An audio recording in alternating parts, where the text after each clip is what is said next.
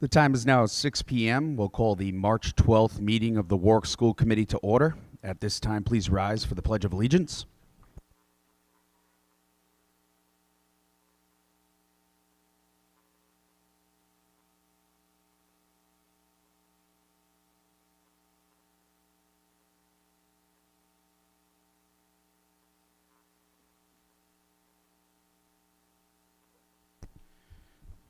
Thank you. At this point, I'll turn it over to Ms. Ruggieri for Employee Spotlight. Good evening, Mr. Chair and members of the school committee. As we start the meeting every month, this is one of our favorite parts where we get to honor some of our employees who have been recognized by their peers. This is especially fun for us every month to go through and see everything that everyone has to say. So we look forward to this. So I will ask if anyone is here to please stand so that we can acknowledge you. First, for clerical, we're going to honor Linda Harvey from Pilgrim High School.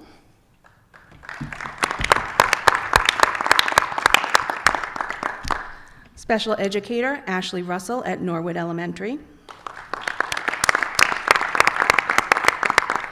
Support professional, Brooke Potter at Pilgrim High School. Administrator, Gary McCombs at Hoxie Elementary. Teacher assistant, Lauren Cobb at the Early Learning Center. Teacher, Kim Bond at Lippett Elementary. Custodial, Robert Giarusso at Park Elementary. And middle manager and admin, Steve Carter in special ed. And tonight we have a few extra special recognitions. We have some heroes among us, and you may have seen this on social media this past week, and some of us had the pleasure of going out to schools to congratulate and to honor these people. We had some of our staff members who jumped into action, performed the Heimlich maneuver, and performed life-saving maneuvers on some of our students. So we couldn't go without recognizing them. I know we have one of our heroes here tonight. We have Tracy Peasley, grade 3 teacher at Cedar Hill.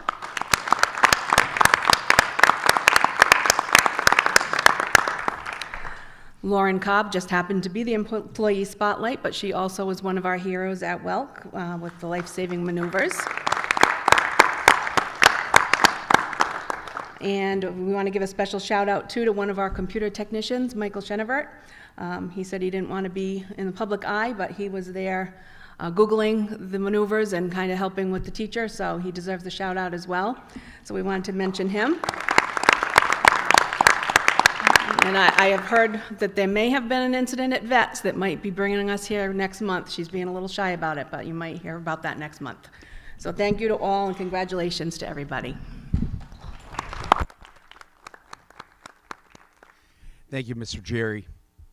I made a remark yesterday morning when the mayor gave out the first citation, and I apologize for not making over to Cedar Hill for the other citation. But we have individuals within our school system who on a daily basis, our teachers, our faculty, staff, administrators, they do extraordinary things. And as a parent of children within this district, I take extreme comfort in knowing that we have people, when it's time to fight or flight, they go into that fight mode, and they certainly protect our children as if they're one of their own. So thank you very much for everything you did, and to our other individuals who are recognized. So appreciate that. Next, we have the robotics team and Mr. West. If you guys would like to come on down to the front here, to the podium. We're recognizing the robotics team this evening and Mr. West for their exemplary or extraordinary performance over the past several months. They made it to the state tournament. I'll turn it over to Mr. West at the podium to maybe make a few remarks regarding his team and their accomplishments this season.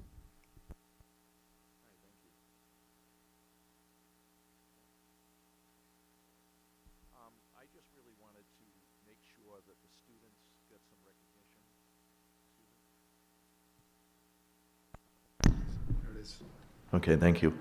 I just wanted to make sure that the students and the mentors that come help out the students at Pilgrim High School get recognition for all the hard work that they put in. It's not just in the classroom, it's also coming after school on Wednesday nights. They do it every single week. We still do it now after the competition's over. My mentors are former students in the robotics program who are now in industry, working in industry. So they're invaluable to my students. The hard work that they put in, it's very difficult to see with results, first, second, third place, because it's not like a sporting event. You're kind of teamed up with people, and you really don't know who you're going to be working with that day. It's kind of like industry. You're put in a situation where you've got to work with people and you don't know who they are and whatnot. And I think these guys did a great job, and I just wanted to make sure they got recognition for it. Thank you.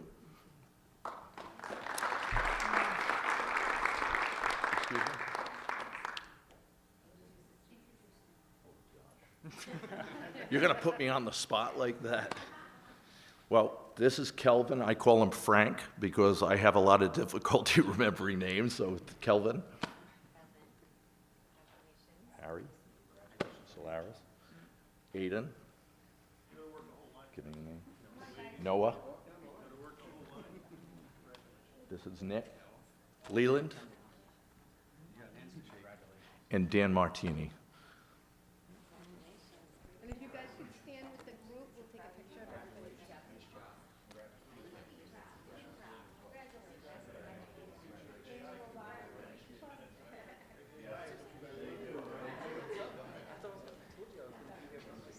guys are gonna have to stand in front of these. If the kids could go down maybe in front of the school committee members.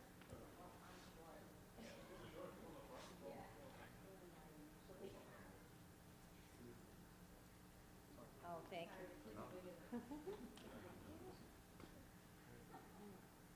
Say robotics. Congratulations.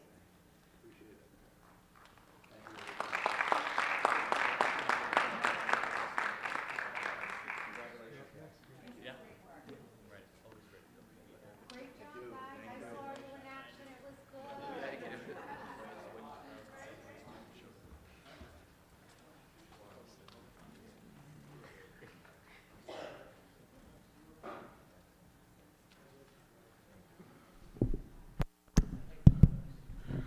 I'll remain down here for a second in the interest of time.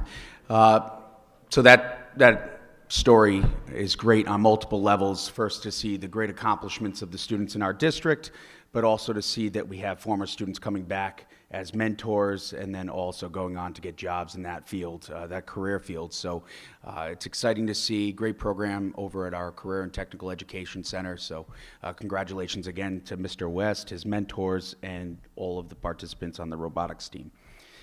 Next, we have Mr. Sangiovanni and his urban sociology class. This past winter, Mr. Sangiovanni and his 75 students went on to do a great thing, and that was run a coat drive.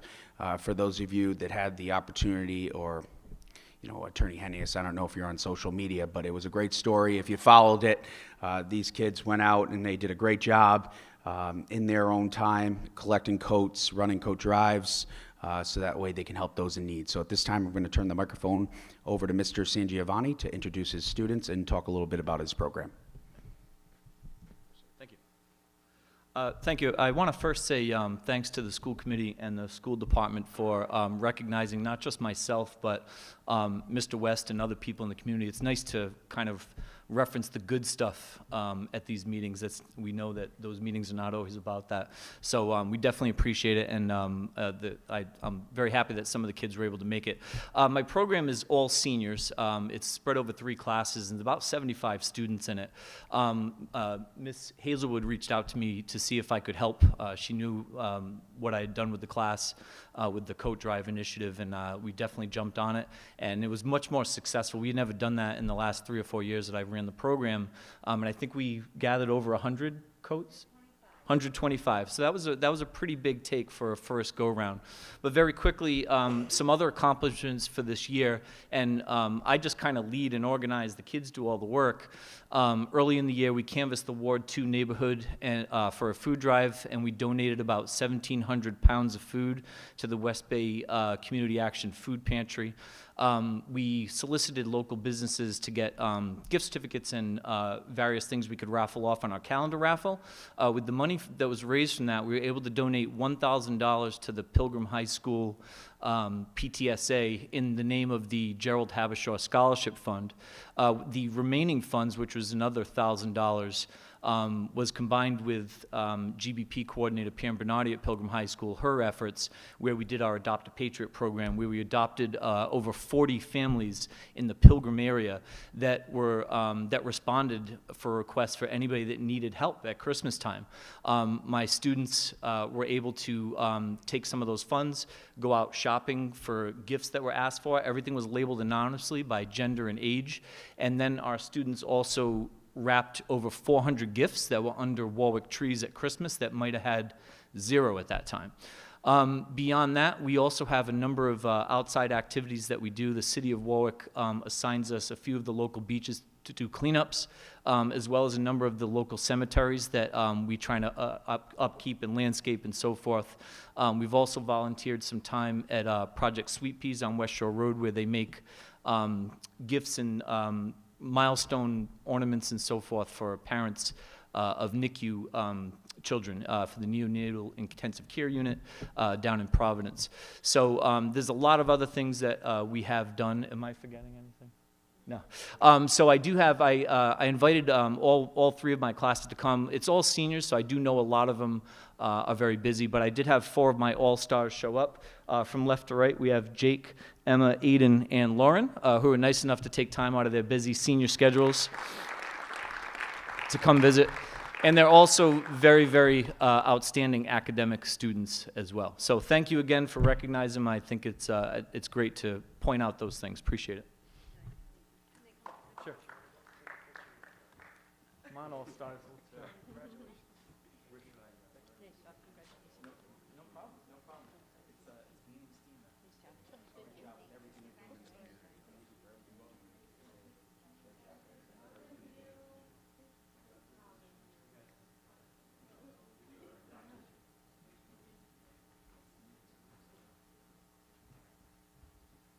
Who's going to hide behind who? Come on.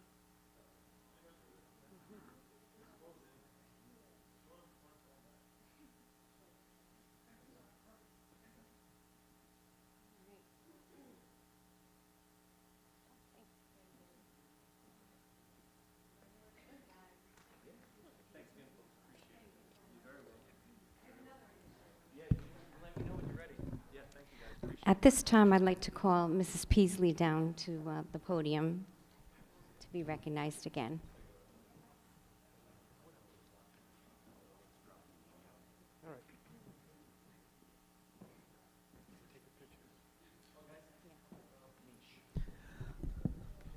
So once again, Mrs. Peasley is a third grade teacher at Cedar Hill School, and during snack time, she was able to notice that a student put his hands to his throat, and she asked him, "Are you choking?" And it was a quick nod, where she immediately jumped into mommy mode, and she and Mike were able to perform the Heimlich maneuver and actually save his life. So we applaud her and thank her for even regular superheroes that don't wear capes are still superheroes.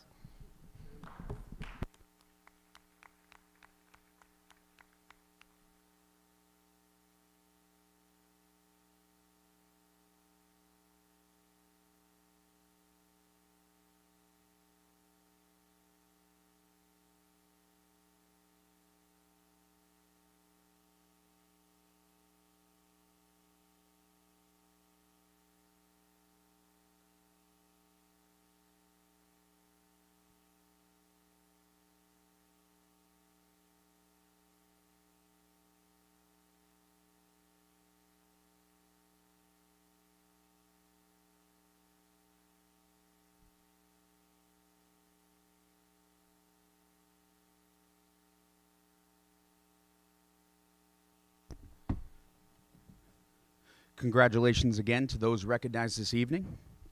At this time, I'll be looking for a vote to go into closed session for discussion and/or action regarding those items of business exempt from open meetings under general laws of Rhode Island, RIGL 42-46-5, A1, A2, A4, A8, and A9. Second. Motion made by Mr. Testa, seconded by Ms. Backus. We're now in executive session.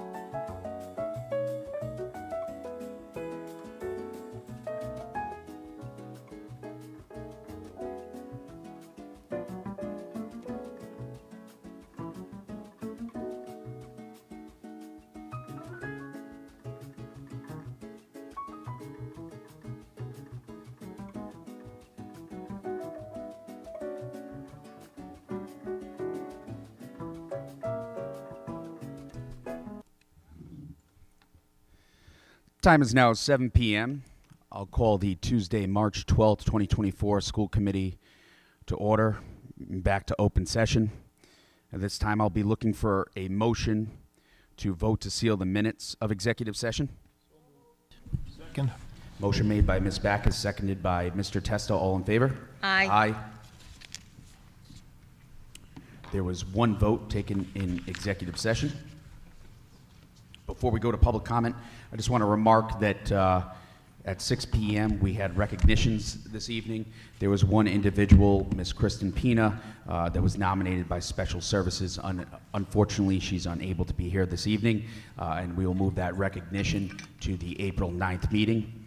Additionally, I want to give congratulations to the Tollgate Lady Titans girls basketball team for winning the state championship. First one since 1983.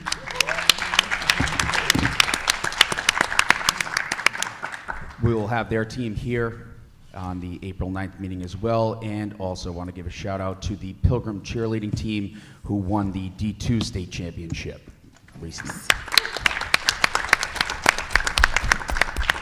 Both of those teams will be honored at the April 9th meeting during the recognition portion of our meeting. We will now move on to public comment on agenda items. This first public comment period is on agenda items only. Individual comments will be respectfully limited to 3 minutes per person, with public comment not to exceed 45 minutes. Though the content of comments will not be restricted, it is the hope of this committee that citizens, committee members, and the administration alike will be respectful of each other's right to speak, tolerant of different points of view, and mindful of everyone's time. This public comment period is for agenda items only. A second public comment session is available later in the meeting for all other topics or concerns. Members of the public are permitted to speak during both public comment periods. Speakers are asked to state their name for the record. Thank you.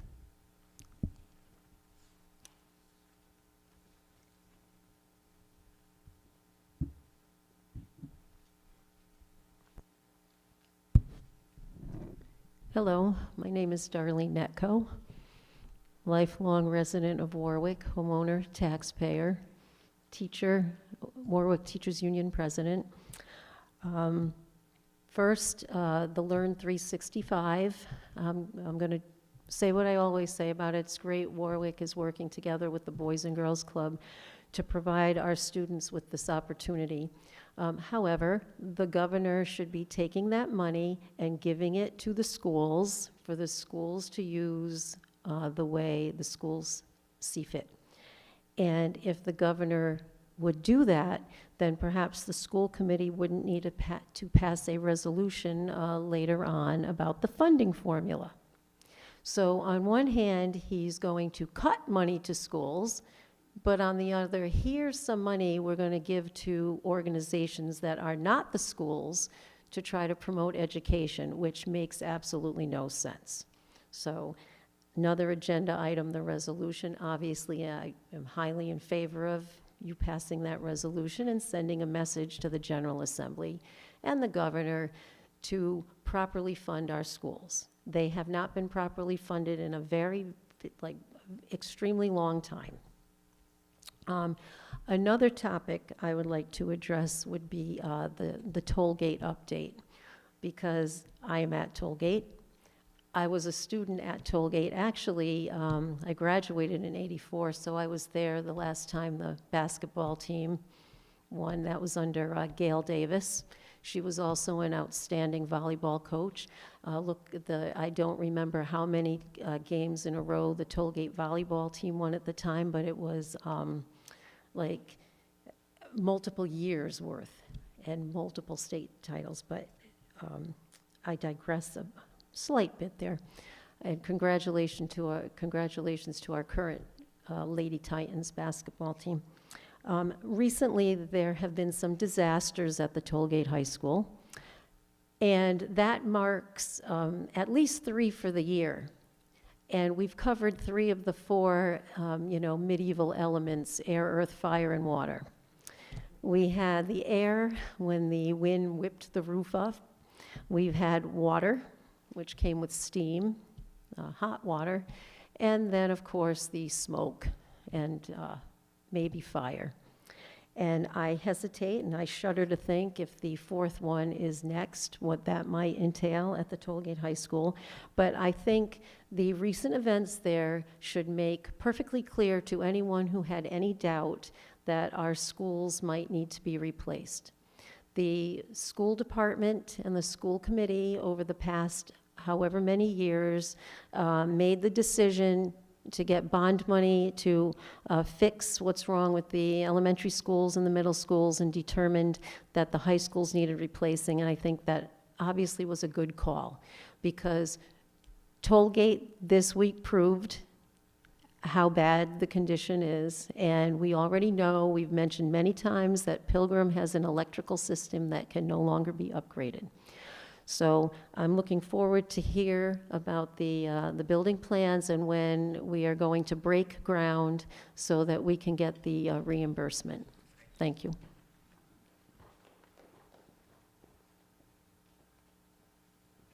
Thank you, Ms. Necco.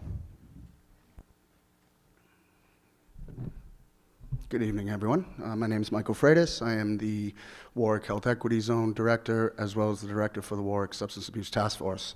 I just want to talk briefly about the Rhode Island Student Survey. I know it's on the agenda tonight, and I know there have been some concerns and some, talk about, policies and parents' concerns about surveys and that type of stuff, and I want to speak on the importance of this survey. So I don't want to take away the fact that the parents' concerns of surveys, they're completely legitimate. I want to make sure that they, everybody can have their concerns and it's understandable. But this survey is anonymous. It goes out and youth can take this survey, and we've in the past have had a large number of students that have taken this survey, and the data that has come back has been unbelievable. And what happens with that data is it goes out and it takes the financial burden away from the schools, and it helps get funding for outside agencies to help partner with the school department to implement programming, interventions, mental health resources, educational type resources and stuff like that. Now, I understand concerns. Some parents, their children might not be dealing with this stuff, right? And the fact is that if they can learn some of this education stuff, they may be able to help a friend who's in need, because there is a large number of youth that are struggling with mental health. There's a large number of adults that are struggling with mental health. And the problem is sometimes as people, we get in our own way, right? And we don't talk about the things that are going on. And none of us know what's going on in any of each other's lives unless we talk about it. And encouraging the fact that having our youth open up and talking about some of the things that are going on with them is important. With that being said, it's important to have those resources available to them that they can go out and seek that help and get that help, because sometimes, again, we don't know how to talk about it, and bottling it up is not the best thing. I debated on sharing a quick story with you guys about something that had happened to me that I don't share too often with many people. When I was younger and I played college baseball, I wasn't in the right mindset back then, and I dealt with a lot of mental health in the past, and I still do, and I work on that. When I was playing ball, I always wanted to be that person to stand out, and I was kind of arrogant and would say things, and I said something to somebody, and we got in a fight, and that particular person got thrown off the baseball team, and no other college wanted him.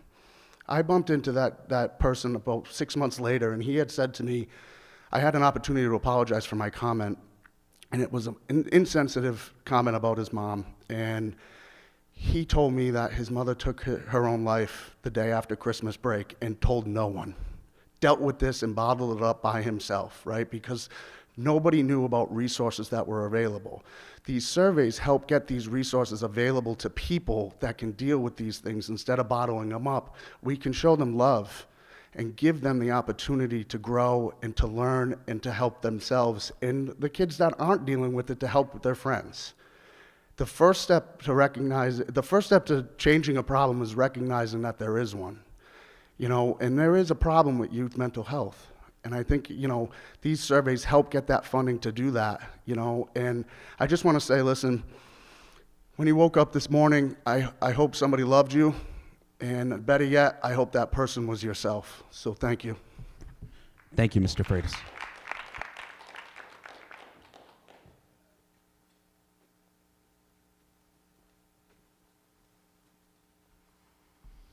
Jeremy Langell, parent, Warwick Neck. I just want to thank the school committee, the administration, faculty, members of WISE, all kinds of folks who spent the last month really cleaning up the process and getting a survey policy on board with some good changes and some good language that makes sure that we can accommodate all of the needs that we need to accommodate, right, within an appropriate legal framework that follows the law, checks the boxes. So I'm urging passage of JRAB so that we can move on to the work of taking care of our students. Thank you. Thank you, Mr. Langell. Are there any other individuals for public comment? Any other individuals for public comment? Any other individuals for public comment? Seeing none, we'll move on to new business. First item, discussion presentation, Learn 365 grant, Ms. Cousineau. Got a presentation.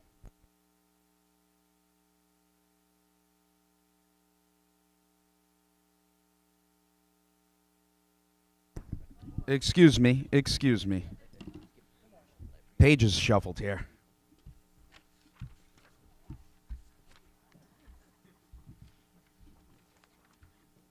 My apologies. Recommended actions. First item, routine matters, approval of minutes of public session, February 15, 2024. Looking for a motion to adopt. Approval. Second.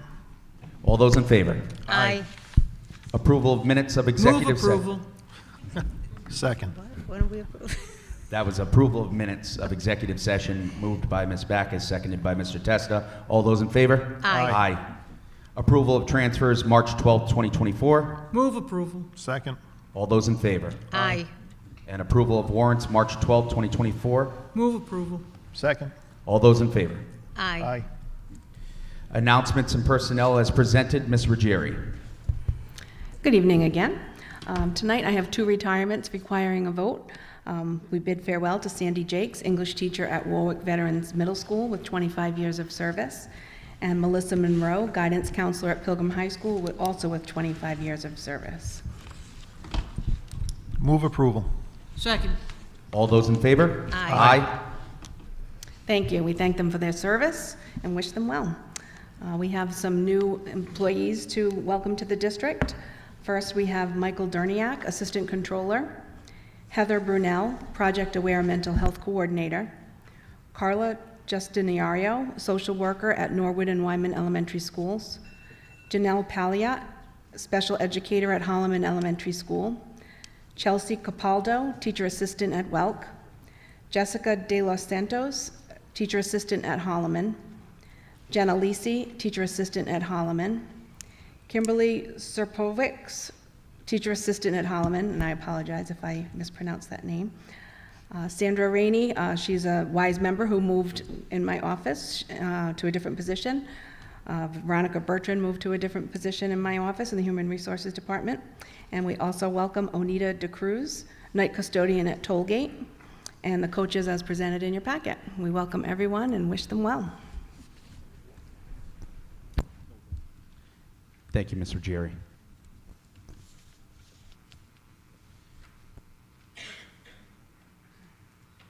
Yes.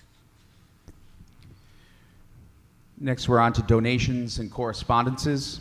We had a very generous donation of $1,000 donated to Pilgrim Athletics by JSC Management Group, a franchise of Burger King. Would like to thank them for their kind donation and also congratulate them on their grand reopening of their location at Wild's Corner. Right? Yes.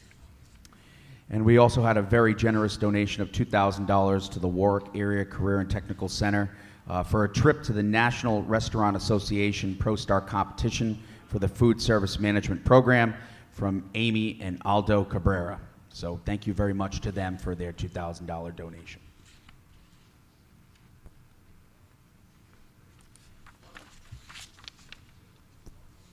At this time, we'll move on to adoption of policies for second read.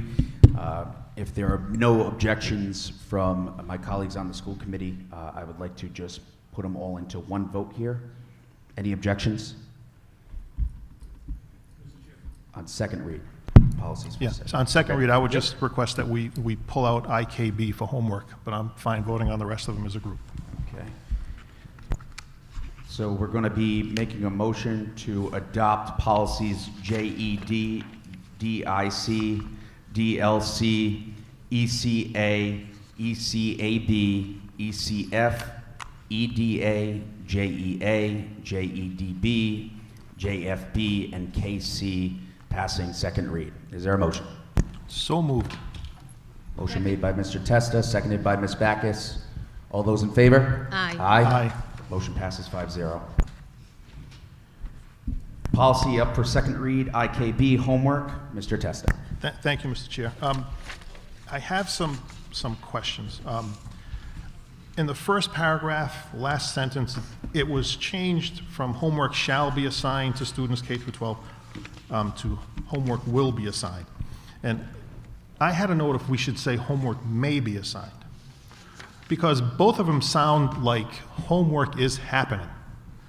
And I think Ms. Landry mentioned last week she doesn't give homework in her class. So, you know, I worry about that language. That's one. I would just request that will to become a may. And then when you get down to the bottom of the page, K through 5, it says it in all the grade levels. It says homework will be assigned to support learning. But in the homework guidelines, grades K through 12, they all say homework should be assigned. So K through 5 says it will be assigned. It makes it sound like the teachers have to assign homework. So that's my concern, because I don't think teachers have to assign homework, and I wouldn't want to put them into a position where they think they have to assign homework. Then on page 2, it says at the end, the last paragraph in grades 6 through 8 and grades 9 through 12. The last sentence says, homework assignments missed through absenteeism must be turned in within 5 school days of the student's return to school. So I wrote next to that, well, what? I don't know what that means. It just says it needs to be turned in, but I think there should be something else. So I don't know if that's intended to be punitive, if there's some sort of a punitive element to attach to that. And my last concern is when we talk about the average minutes of homework, the way I read this policy, the only guard against someone's student getting over and above those minutes is the parent, right? Because how do teachers coordinate? I mean, it's impossible for a teacher to be able to coordinate with other teachers how much homework they're giving their kids. So it says parents may contact the teacher if a significant amount of time beyond the average listed above is experienced. So I can remember my kids sometimes, the amount of homework they had was staggering. It varied, agreed. It wasn't constant. But I just have some issues with this policy, because I think homework should be up to the teacher to decide if they want to assign homework. If the needs of the class, if they deem the needs of their class to require homework, let them do it. I just wouldn't want to word a policy that could have a new teacher look at it and say, I guess I have to assign homework because it says homework will be assigned. Mr. Testa, we'll pull this and bring it back to the policy committee. Thank and you. We'll Yeah, bring it back. I don't think they're major changes. I think they're minor, somewhat subtle, but I think they have some teeth if we can That's just fine. tweak that a little bit. So, yeah, thank you. Okay. Policy IKB has been referred back to the subcommittee on policies. Thank you, Dr. Cecil.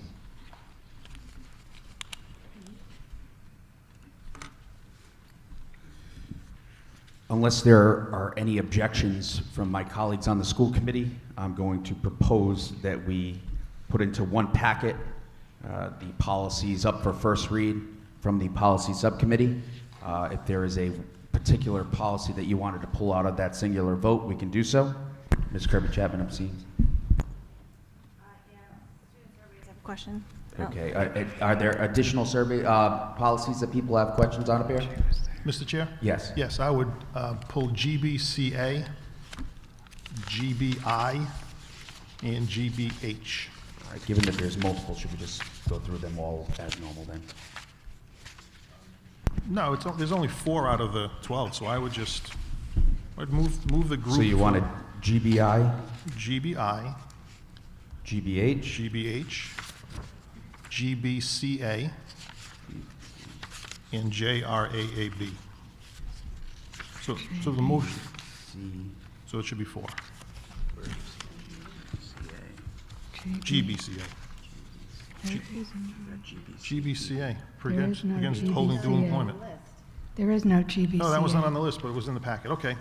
That may be one that's, GBCA is up for review, no changes. Am I Emily Teller? Never mind. Okay. Okay, so it's just the 3. So at this time, we would be making any other objections to this? No. One packet review. So at this time, I would be looking for a motion to pass first read of policies ACA, policy prohibiting sexual harassment, discriminatory harassment, and discrimination, and Title V grievance procedures, EBBD, Warwick School District naloxone policy. I hope I said that right. Policy EFB, School Meal Program Payment Policy. Policy GBCBB, Employee Use of Social Networking. Policy GBEA, Staff Protection. Policy GCN, Evaluation of Professional Staff. Policy GCPC, Retirement of Certified Staff Members. So moved. Motion made by Mr. Testa, Second. seconded by Ms. Hazelwood. All those in favor? Aye. Aye. Aye. Okay. First policy up for first read, Dr. Cecil, GBH, Staff Student Relations. Yes, whoever had questions. Thank you. Mr. Chair, if I may. In the second paragraph, it says, each school shall establish its own system for carrying out the supervisory responsibilities within the building, and building principals shall provide the direction to staff members with respect to appropriate supervisory practices in order to ensure the safe and orderly operation of each school. My point is just a question.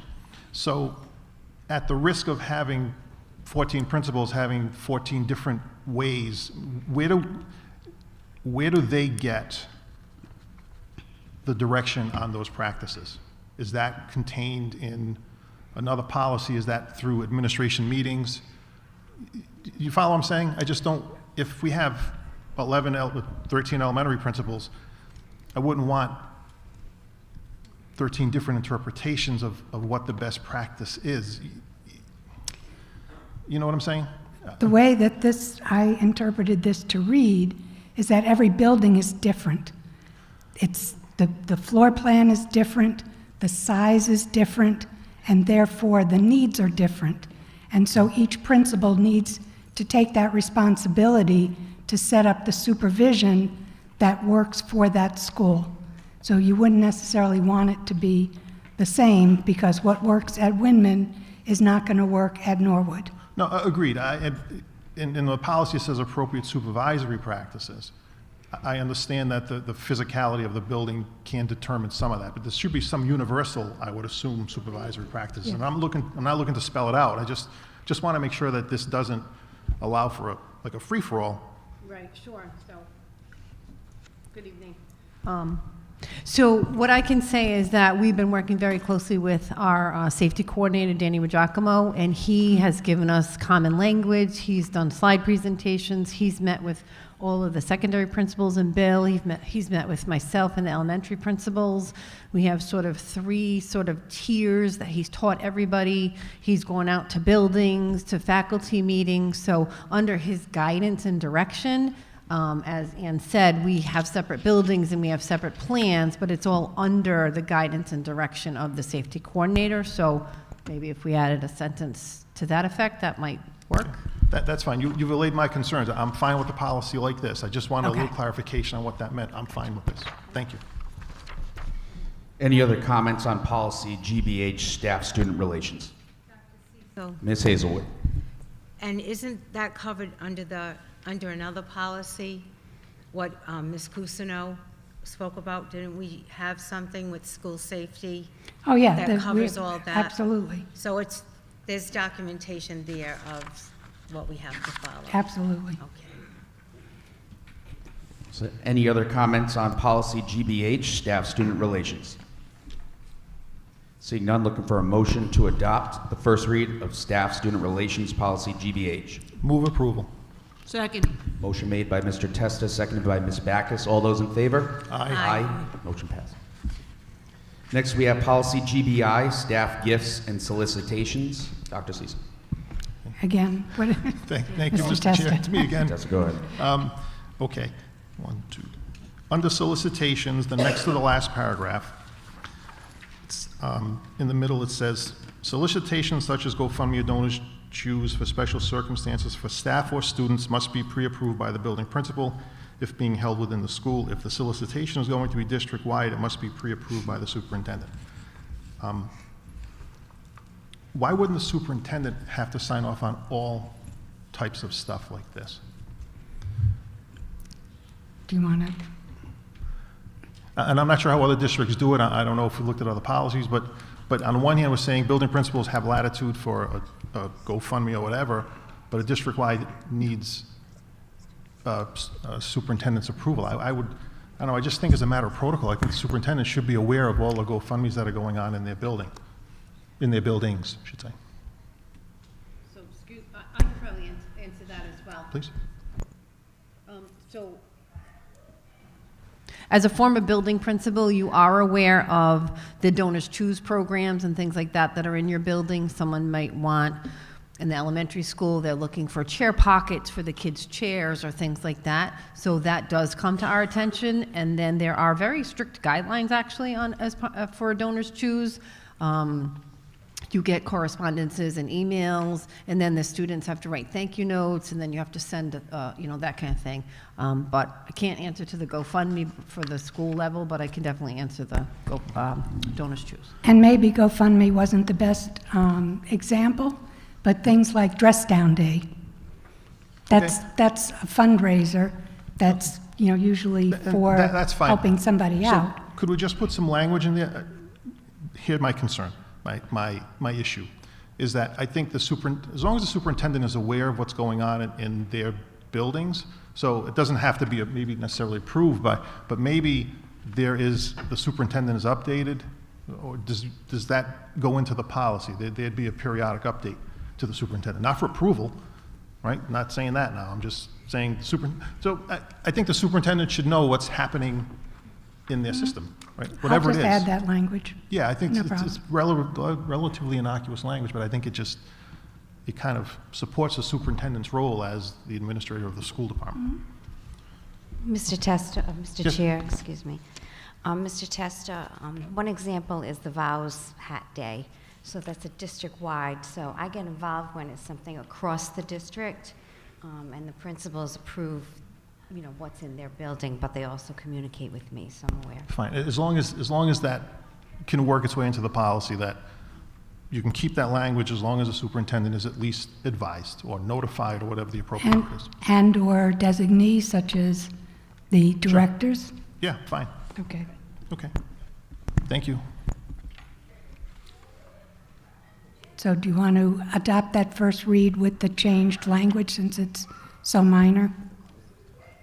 Yeah, legal counsel advised on the prior one that Mr. Testa was going over that given that there's not really any philosophical changes, more of just some additional language or wording, that it would be appropriate that we could still pass it in its first read. So, Yep.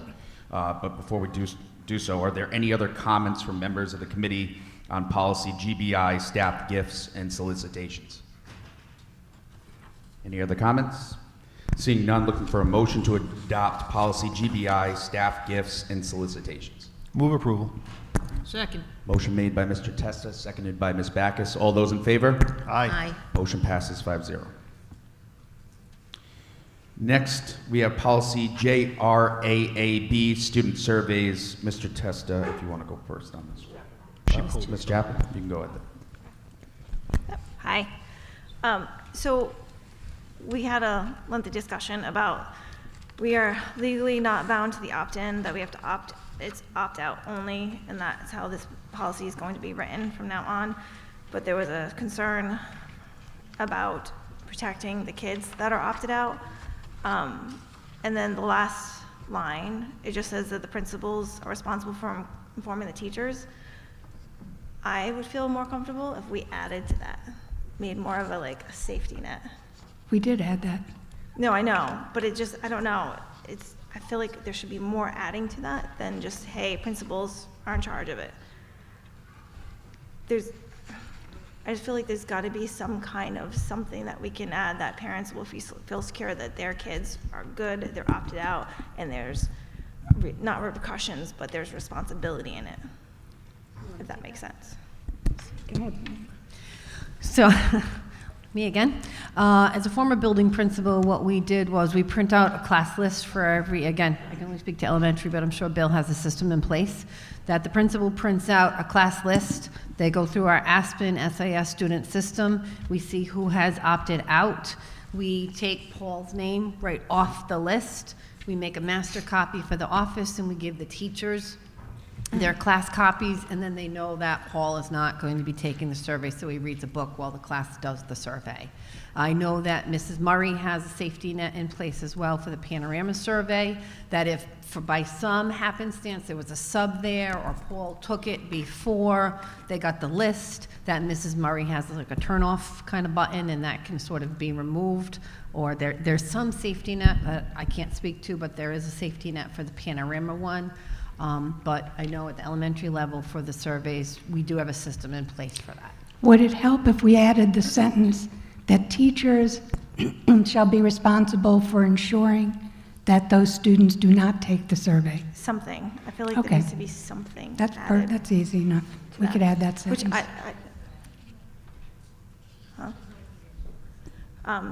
I don't even know if that's still adding to the second read. I just, Yeah, because we didn't do this it's a at simple the, sentence, we can yeah. just add it. Mr. Testa. Mr. Chapman, are you all set? Great. Mr. Testa. Thank you. I have something very minor. When I had seen the policy, I had read it, and I originally misunderstood it, so I reached out to Mr. Hennius.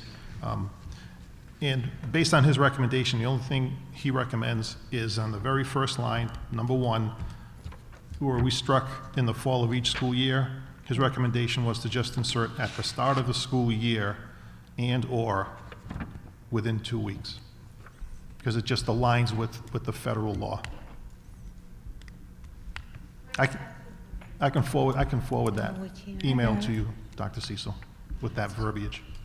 And that's the only issue I had with it. I got it. Simple.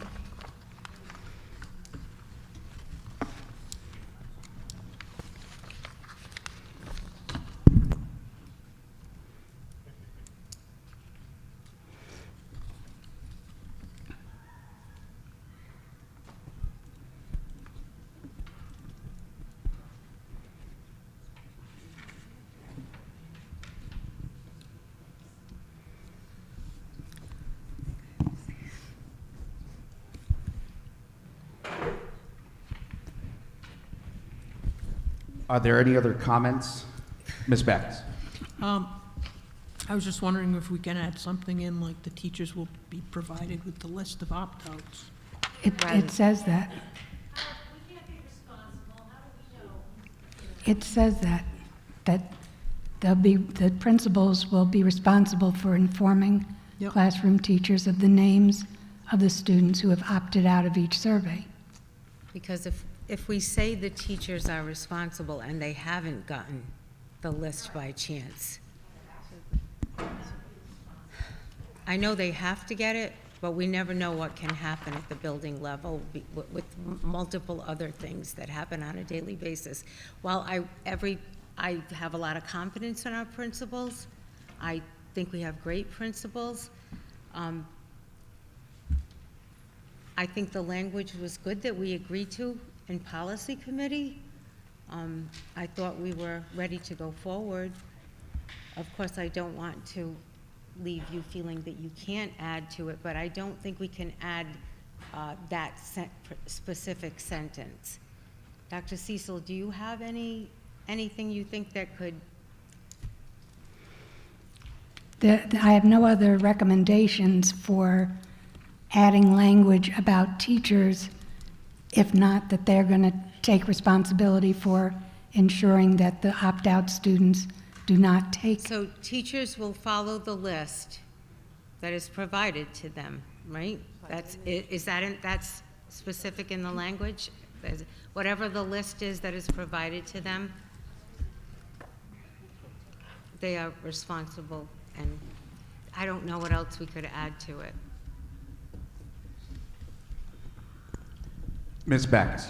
Just if a list isn't provided, then the teachers aren't responsible for that. If they don't receive a list. Right, so the teachers don't receive a list, they're not responsible, but now we have parents mad because the kids are taking the surveys, it's happening. Again, people are telling me, so like I said, there needs to be some kind of checks and balances that we follow, without blame of anyone, but there's gotta be something.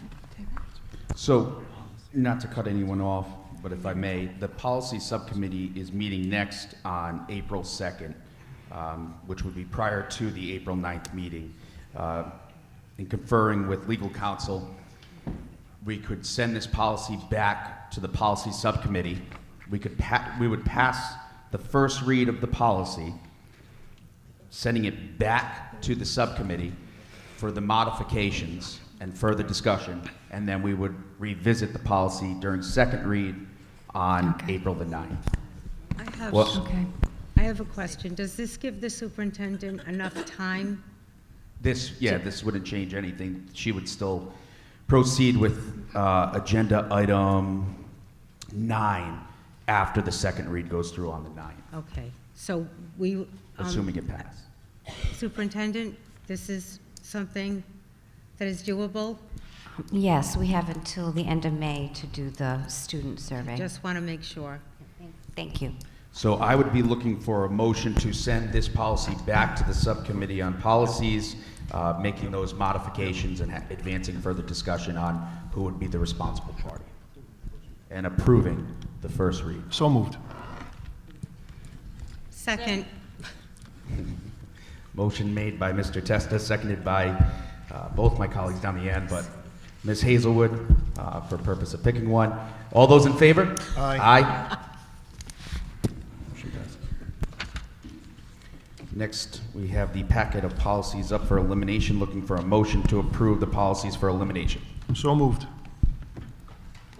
Motion made by Mr. Testa, seconded by Ms. Backus. All those in favor? Aye. Aye. Motion passes. We are now on to new business. Nope, we still have policies. Reviewed policies. Yes. Reviewed policies. Yes, right Hennis. at the bottom. Flip it up. There you go. I just spoken to the chair. My understanding is you're just notifying the school committee that those policies have been reviewed, correct? There's no, Yes. if there's no changes Required. recommended, then there'd be no school committee action necessary. Okay, great. On a new business, item number 1, discussion presentation, Learn 365 grant, Ms. Cousineau. Now it's time for us to get down. Just leave it.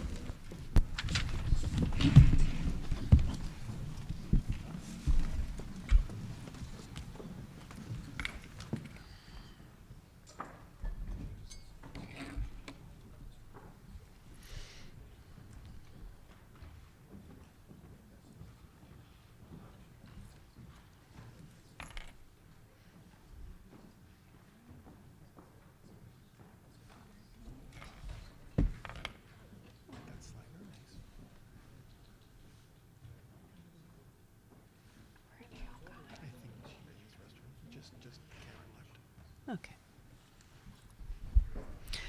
Good evening, Mr. Chair, Superintendent, and members of the school committee. I'm here tonight to give you a brief presentation on our Learn 365 grant. As mentioned earlier, this is the governor's grant in collaboration with the Boys and Girls Club, and just like in December, we are working with the Norwood Boys and Girls Club with our friends Lara and Monique and everybody over there. Over our recent February break, from February 20th to 22nd, we had 3 days of fun. There we go. So again, just a little summary. In partnership with the governor's office and RIDE, we've been engaging with city and town leaders statewide to strategize to advance our priorities of learning 365 days, and we use the Norwood Boys and Girls Club for 2 separate opportunities. The first one is we are continuing our tutoring services. We have 2 amazing tutors. They are Warwick school teachers that work with a selected group of students. We have basically been doing the same thing since November. It is data-driven, so we will have data to support our grant at the end of the year, and we use our iReady scores from beginning, middle, and end of year. We recently took the diagnostic in January, and then we looked at that data, and we selected some new students for our February groups. Thank you to them for sitting with me during lunch one day while we selected our new students. Our second opportunity is the actual vacation club. So those are the 50 or so families that drop off their students over at the Norwood Boys and Girls Club. It does involve 4 of our elementary schools. It is Norwood, Wyman, Holloman, and Hoxie. So if they are members that belong to the Norwood Club from those 4 schools, they are the ones that benefit from this program. There's anywhere from 8 to 20 students in a classroom with 2 certified teachers, and the Boys and Girls Club has been kind enough to have some additional staff members in there as well. We have 3 classrooms going, a K1, a 2-3, and a 4-5. Here are some fun pictures, and thanks to all the teachers that sent me so many great pictures. I couldn't put them all up here, but this was STEM Camp this time for our K and 1 learners. They used these little tiny round robots called Ozobots, and when Superintendent Danbrook and I visited one day over February vacation, they were having fun doing some coding. Apparently, if you use the chart in the middle at the top and you follow the color codes, you can get the little robot to do really fun things like go fast or go slow or do a turbo twist. And the kids know more than we know. And then some other things with the gingerbread men and some alphabet letters that they were working on. The grades 2 and 3 were being very creative in their STEM camp things as well. They were constructing and they were trying to see with the least amount of tape and the tallest, and they had math and measurement skills and movement and all kinds of things going on in that room that day. And grades 4 and 5 were also, this group was making parachutes for a duck. So everybody got a duck, and they had to use the least amount of material and whatever weighed the least amount but dropped the fastest. So they actually had a stopwatch, and the teacher was standing on the bench and dropping on the count of 3, and another teacher was timing the duck. So they had a blast doing that. We did do some surveys. We like to do surveys because, again, that helps to promote the grant. We had, there wasn't 913 schools represented, sorry. It was supposed to be 9 out of 13 schools represented. In the pink column, our students take a paper survey. They have some similar but not exact questions, but they were asked, did you get any help in reading and math? And all 16 said yes. Were you supported by your staff? And 15 said yes. And did you like the program? And all 16 said yes. In the light blue column, we asked our students in grades 3, 4, and 5, and we had 23 surveys submitted. They had a couple of different questions. Did you think the program was well organized? Again, 23 out of 23 for 100%. Help in reading and math, 21%, because somebody said, well, they only helped me with reading or they only helped me with math. And then either 100 or 96% for the other questions. Were there problems addressed? That one's been a tough one lately. We might need to reword that one because a lot of people report there aren't any problems. We have a great time and everyone's well behaved, so they're not sure how to answer that one. The interesting one with the smiley face at the bottom was when you ask 3rd, 4th, and 5th graders, which are anywhere between 8 and 12 years old, would you like this program to continue over the summer? They're not sure because they want the summer to be fun, but they're having fun, but they want summers to be school-free. So they weren't sure how to answer that. So that was 78%. That was our lowest percentage. In the beige, brownish column, those were our teachers. We had 10 responses. And again, 100%. Again, there were no problems, so they weren't sure how to answer that one for every question. And then 22 of our parents, which is up from 13 responses last time. So thanks to Monique and everybody for really pushing the parents to fill this out. We had 100% in every question, again, except for the one, were there any problems? But they were like, nope, there aren't any problems. So again, just really great data that this program is really working. There are some quotes that I thought I would capture for you. In the dark purple, this is actually in the own student language. It's kind of fun, I like it, and super happy. I thought you would like that one up there. Our teacher said, would love to teach the program this summer. This week went great, and we have built some relationships with our students and the parents. The camp ran much smoother than last time. The staff is organized and helpful. My child likes coming here. I'd love to see the program in the summer. And then real shout out to the Boys and Girls Club. It's an amazing organization. Collaborating and working alongside Boys and Girls staff provides an amazing opportunity for our students. It allows our students to participate in engaging in educational experiences to enhance their learning during school breaks. I'd like to say thank you to Taylor and Remy for their great work and dedication they have for our future leaders. Truly enjoy to work with you both. So thanks to everybody who filled those out. There are our partners in our little handprints. We have 8 teachers over February break. We have 2 tutors. We have 1 sub, and then all the Boys and Girls crew, and of course, under the direction of Dr. Cecil. So thanks to everybody. So.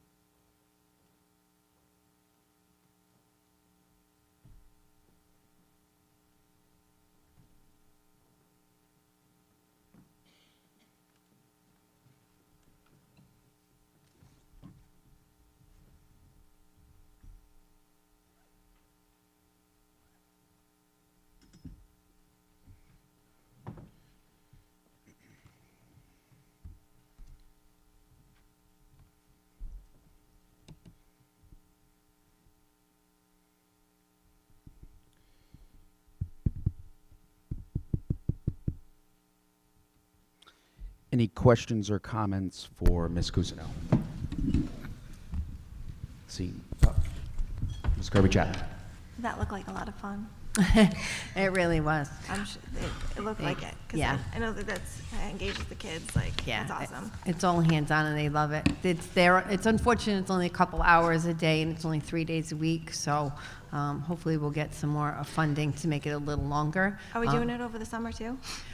We have to wait for round 3 and see how much funding is left after that. We'd like to see what we have left, but hopefully. I am saving the data for last. I do have data for these particular students that I just want to wait until the April vacation so you can really see the trajectory because we can track right to the student how they're doing. So we'll take all the names off so that we won't reveal any particular students, but you'll really be able to see the benefits of this program in April. It looks cool. Thank you. Any other comments, questions? Superintendent Danbrook. Oop. I had the pleasure of visiting during December and February vacation with Director Cousineau and school committee member Ms. Hazelwood. It's an amazing program because it is so hands-on. There's a lot of discovery. There's a lot of collaboration. And the kids are just having a great time. They're not just sitting still, they're exploring. And I want to thank all the great teachers and educators that participate in the program. I see Melissa O'Neill in the audience who did the K-1 program. So thank you to all the teachers for planning and incorporating all those fun activities in the lessons. I don't even think they knew they were learning at some points in time, but thank you. Thank you, and I'll just echo the superintendent's comments. Thank you to our teachers, members of the administration that helped pull this program together, as well as our community partners over at the Boys and Girls Club. Yes. Thank you. I'm hoping at the April meeting maybe. Dr. Susan. What's that? Go ahead, Ms. Cousineau. I'm hoping at the April meeting we can have the teachers join us and we can recognize them here. Great. That'd be wonderful. Okay, next we have discussion update from the Warwick Special Education Advisory Committee. Ms. Cardillo.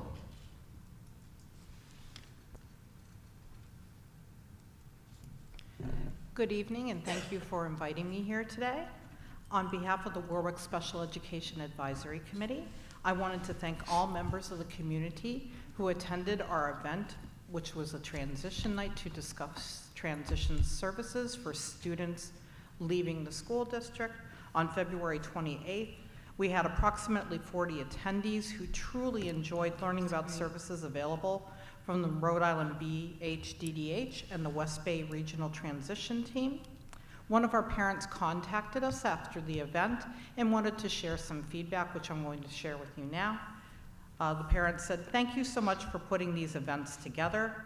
Navigating the world of special needs for my son is a forever evolving journey, and I truly appreciate these events so that I can prepare myself for the next stage as he grows." I want to thank all the presenters that night. You know, I could not attend, but I just got tremendous feedback. I had a lot of parents who reached out, you know, who ran into me at the grocery store and things like that, so it was really nice to see that. And I want to thank all the presenters, 2 of our Warwick teachers who helped pull this event off, which were Carrie Walker, who is not here tonight, but Caitlin Regan, who is here tonight. So thank you so much for your help, along with David Allenbach.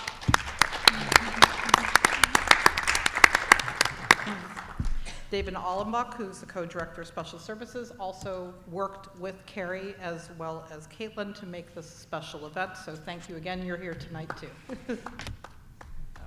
Thank you. Thanks. I also wanted to extend some special thanks to the school committee members, because a lot of you helped out with spreading the word, especially Vice Chair Hazelwood, to make sure that our community knew about this event and could attend. Our next WSEAC meeting is on Wednesday, March 27th at 6 p.m. We will announce the meeting location within the next few days, so please check out our Facebook page. We also have a distribution list where we will send information out about our meetings too. So if you're interested in signing up, just reach out to me. My contact information is on the Special Education Advisory Committee page. Thank you all tonight and have a wonderful evening. Thank you. Thank you, Ms. Cardillo. Any questions or comments from members of the committee? I'll just give my final pitch. As Ms. Cardillo mentioned, the next WSEAC meeting is coming up on March the 27th, and they're really looking for greater than 50% parent participation. So if you have ever engaged with the Special Services Department within Warwick Public Schools, or you're currently utilizing the Special Services Department, please consider coming out and attending one of their meetings. So, thank you, Ms. Cardillo. Thank you so much. Thank you. Next item on the agenda, discussion update, superintendent update. Ms. Danbrook. Yes, Mr. Chair, members of the school committee. As everyone is aware, we've had a tough couple of weeks at Tollgate High School. On February 26th, a leak from the heating system flooded 20,000 square feet, the 3rd floor, with very hot water. The extremely hot water damaged the floor tiles as well as the ceiling. When we went to replace the floor tiles, asbestos was found, so abatement projects had to take place. 2 days later, a transformer blew in the library, and that filled that area and surrounding classrooms with smoke.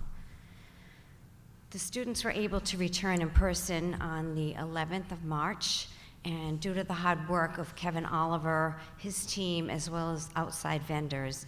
And I'd like to give a special thank you to Ms. Calori, the Tollgate staff, and the entire Tollgate community, who, despite these serious issues, teaching and learning still remained a priority and happened even though it was distance learning, so thank you.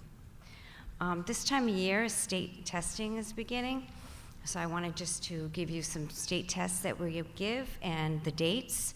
So the Dynamic Learning Maps is an alternate assessment test, and that includes ELA, math, and science, and that begins on April 1st, and the window goes to May 31st.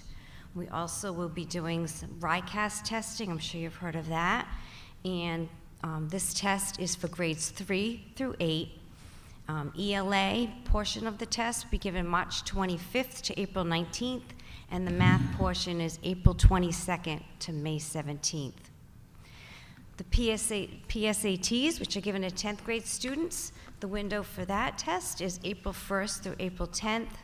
The SAT, which are given to 11th grade students, the testing window is April 1st to April 10th, and the next generation science assessment is given to all students in grades 5, 8, and 11, and that test will be given between May 1st and May 17th. So I'm sure your principals will be sending out notices on the days they choose for each grade. SurveyWorks. So SurveyWorks is a survey that RIDE sponsors. It's a school culture and climate survey that collects critical feedback from students, from families, from educators. These stakeholders share their perspectives about what's working and what improvements do we need to make. SurveyWorks touches upon a range of important topics, including school safety, the quality of professional learning, respect between students and teachers, and how inclusive and welcoming a school is. This survey provides valuable feedback for administrators and teachers to include in their school strategic plan. And as you know, every month attendance matters, and I'm proud to report that all of our schools still see a decline in chronic absenteeism. But this month, I want to give a shout out to Greenwood Elementary School for reducing chronic absenteeism by 22%. So that's awesome.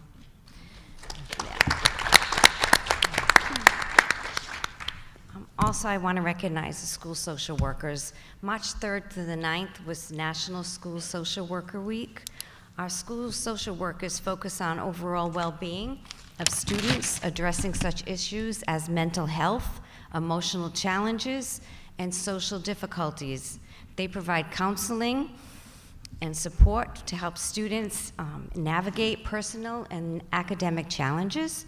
School social workers often collaborate with families to understand and address challenges that students not only have in school, but have at home. School social workers also support schools with any crisis that arises.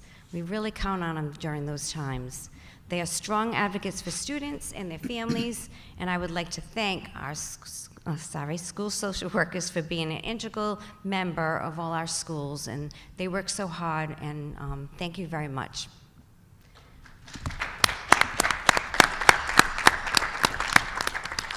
Thank you, Superintendent. Next item, we have discussion update, FY 2024 monthly financial report and year-end review. Mr. Bowl. Good evening, Mr. Chairman, School Committee. I've provided everyone with the monthly fiscal report through the end of February. As always, if there are any questions, feel free to forward them to myself or the appropriate person in my office.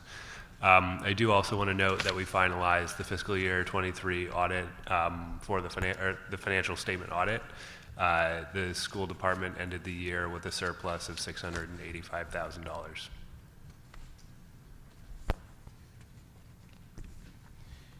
Have we submitted that that audit report onto the mayor's office as of yet? So the school department's numbers are actually reported as a part of the city's audited financials, and those financials I can provide to you if you want to see them as well. No, I'm good with it. Okay. The mayor's office did get that component of our audit? Yep, Okay. yep, it's a part of theirs, yep. Thank you. Any other questions or comments for Mr. Bowl? Mr. Chair, if I would, Mr. Bull, Yes, thank sir. you. I'm surprised, pleasantly surprised with that amount of, I hate to use the word surplus, because it makes it sound like there's connotations to that historically that I never liked. But I want to thank all the budget managers and the people in the district to help make that happen, because that doesn't happen by accident, so thank you. Anyone else? Nice job. I don't know how, but it's great news. Next, we have discussion update, bond project status update. Mr. Gothberg. Good evening, everyone. Quick update on our ongoing bond projects. At Oakland Beach, there's a little minor demolition left to complete. Asbestos tile and asbestos-containing mastic was discovered under unit ventilators and the folding petitions that when they were removed. We're waiting on some pricing. Abatement will start as soon as the pricing is received and we get the needed approval from the building committee to move forward with that. Mechanical, plumbing, and electrical rough-in is ongoing, well underway, and is on schedule. Electrical switchgear is on schedule to be delivered in mid-June, which was our expectation. The Rhode Island energy transformer and pole work that is needed is on schedule at this point in time, and we've been working very closely with them to make this happen. The existing oil tank, heating oil tank, will be abandoned in place after it is emptied, cleaned, tested, and filled with inert material. It's in the middle of the courtyard there, so to dig that up and remove that would be virtually impossible. So Hoffman Engineering will be there tomorrow to start looking at that, to move that forward. HVAC equipment is being delivered and all is on schedule, no surprises there. Windows are scheduled to be delivered in August, and like at Greenwood and Norwood this past summer, the Warwick Neck installation will run into the school year and will be performed after hours, and not to impact education. Impactful installation areas that are the bigger, longer areas to be done will be completed before the school year begins. So we feel that's controllable and we'll be in good shape there. Over at Greenwood, over February vacation, some non-impactful demolition was performed in preparation for this summer's work to get ahead of the game. More of this work will be performed during April vacation so we can get that leg up on this work so we don't, hopefully won't run long there. Work for the Rhode Island Energy Transformer has been 90% completed. Primary and secondary conduits are installed with along with the transformer pad. So we're in good shape there. All is on schedule at this point in time. Over at Holloman, the bids were received for the Holloman renovation project on this past Friday, 3/28, and will be presented to the building subcommittee on 3/13 tomorrow for review and hopeful approval to move ahead with the low bidder. The low bid was within the revised budget that both the school and building committees have approved, so we feel really good about that project moving forward. Playground work will resume as soon as temperatures allow, and we hopefully get those things wrapped up by May. Any questions? No comments or questions from members of the committee? Ms. Hazelwood, do you have something? No, thank you. Okay.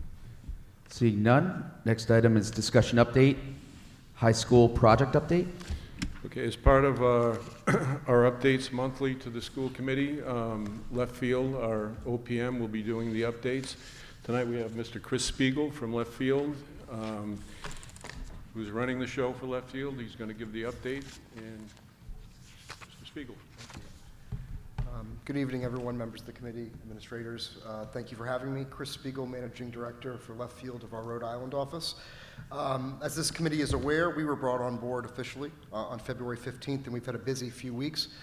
I'd like to touch on recent activity that we've been moving forward with, as well as some upcoming milestones for the next few months. And then I'd also just like to give a very general overview of what's going to be happening even further out than that. So, as this committee knows, we were appointed on February 15th, and immediately after, we started having design meetings with the staff at both Pilgrim and Tollgate regarding the auditorium, the theater, and the music spaces.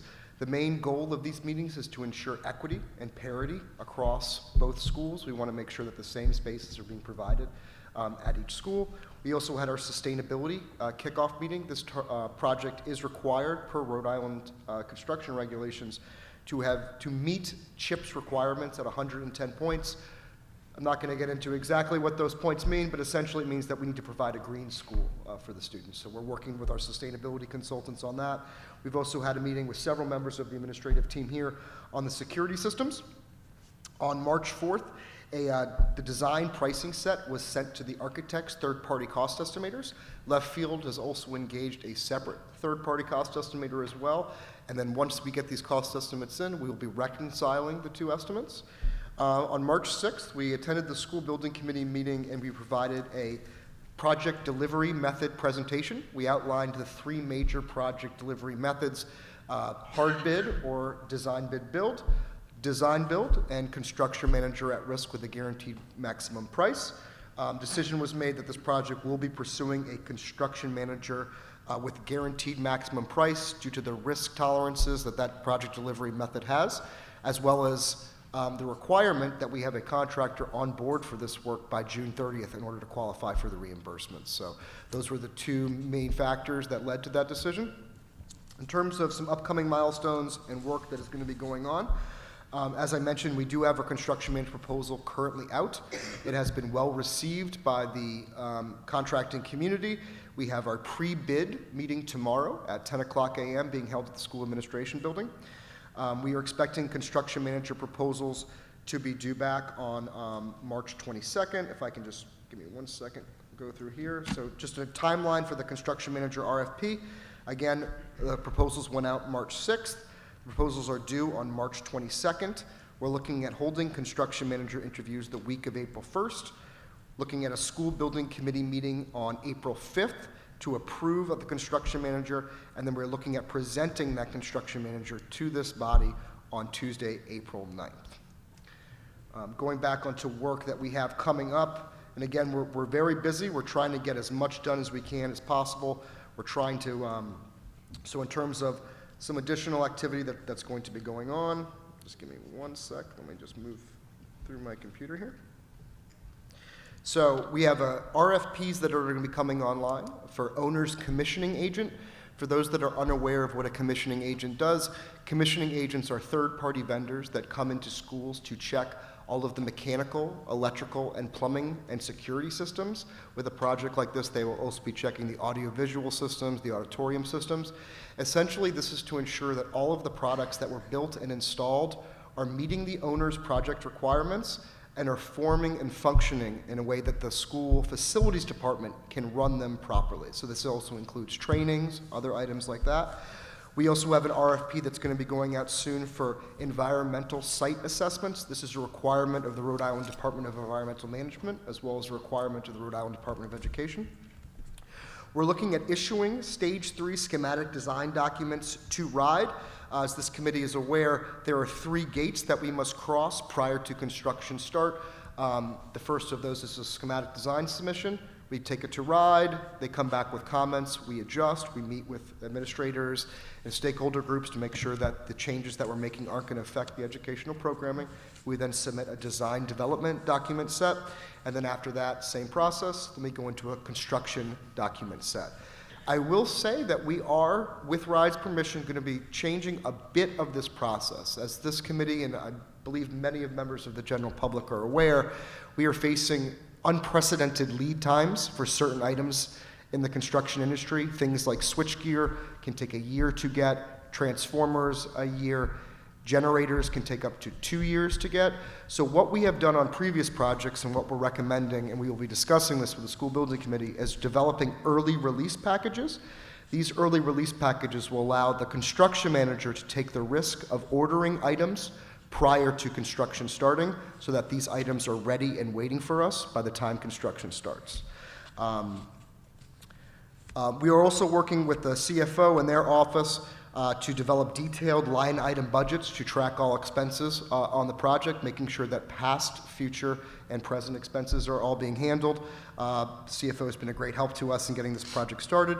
And then the final near-term deliverable that we have is launching a project website.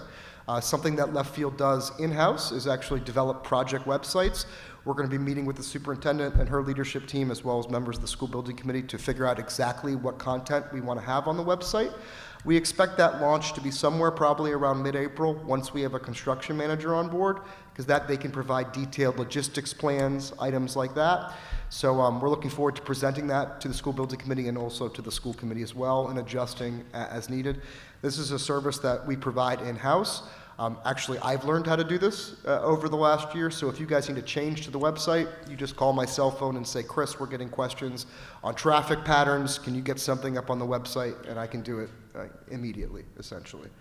One other thing that I'd like to touch on, just briefly, is our overall schedule.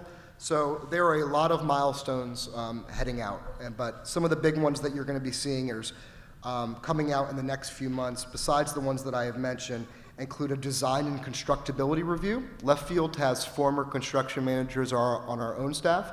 They review the project documents to look for constructability issues. These would be conflicts between different mechanical systems on the job. These are also looking at cheaper ways of building things to make sure that we provide the most value. As I mentioned, we're looking at early site packages. We're also looking at developing a set of owner's project requirements. So again, these are a lot of work needs to happen prior to construction start, and we're making sure that we have the staff assigned to get all of these deliverables done in very quick succession. So we think we've been successful so far, and we're happy to continue doing the work and happy to answer any questions as well. Great, thank you. Any comments or questions from members of the committee? Mr. Chair? Mr. Testa. Chris, thank you very much. Just for the public's edification, because some more people watch than attend, approximately what's the groundbreaking date? What would it be, approximately? Is it a month? Is it October, November? Is it? So the schedule that I brought with me, unfortunately, has the construction start looking somewhere around, November, December. Yeah, okay. But right before 2025 starting. So. Yep, thank you. Any other questions or comments from members of the committee?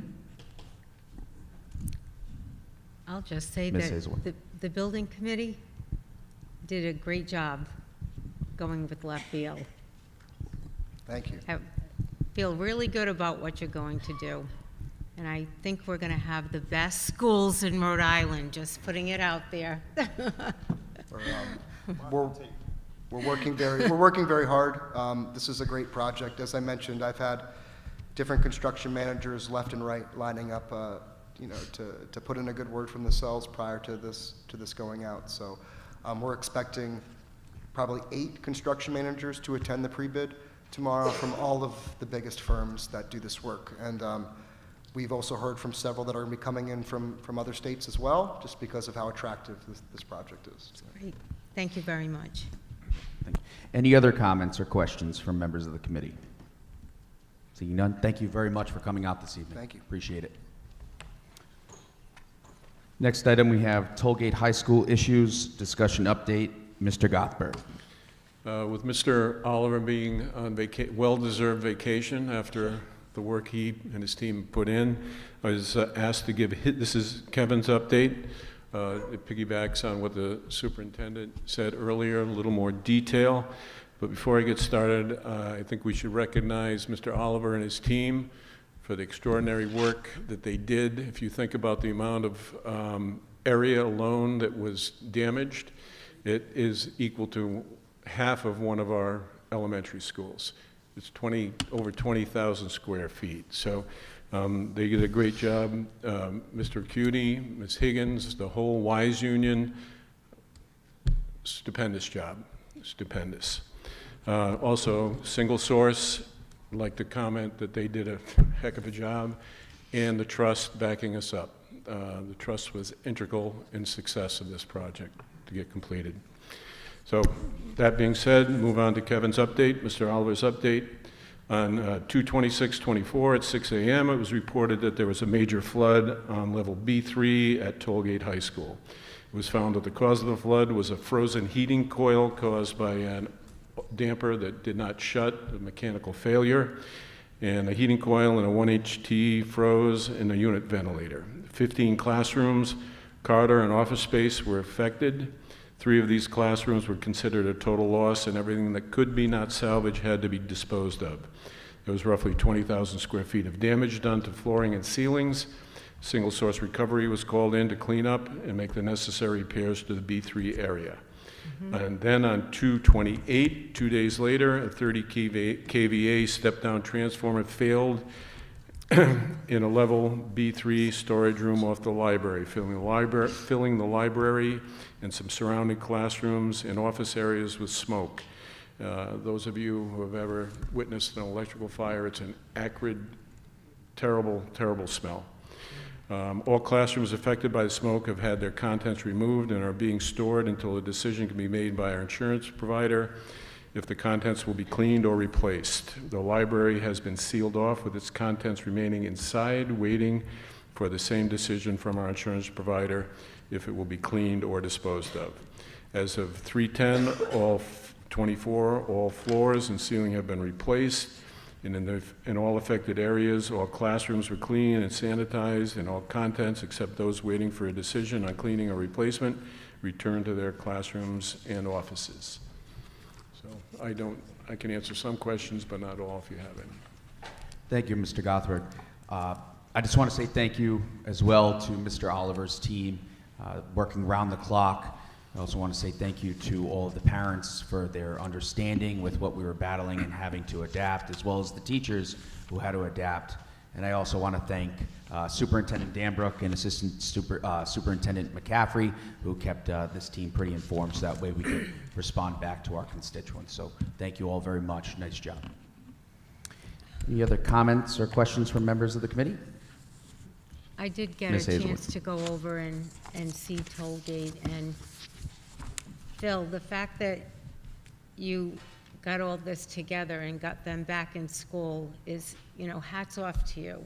That was an incredible amount of work under your direction and Mr. Oliver's, and I thank you for that. I want to recognize you for that.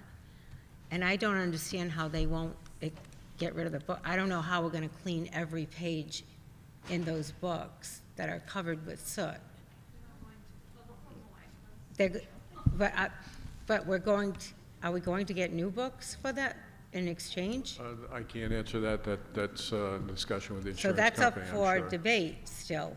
We're not What's going that? to clean every page in the book, right? I can't speak to that. Yeah. I know the logistics of that are pretty difficult. Well, it would be the better thing to do, right? Cover that. Mr. Chair? Yes, Ms. Danbrook. Mr. McCaffrey and I had a meeting with the trust today, and they analyzed the pages of the book, and they found out most of the pages contain dust, not carbon. So they'll be doing, I'll have more information in a couple of weeks after they do more testing. Oh, Thank you. dust, not carbon.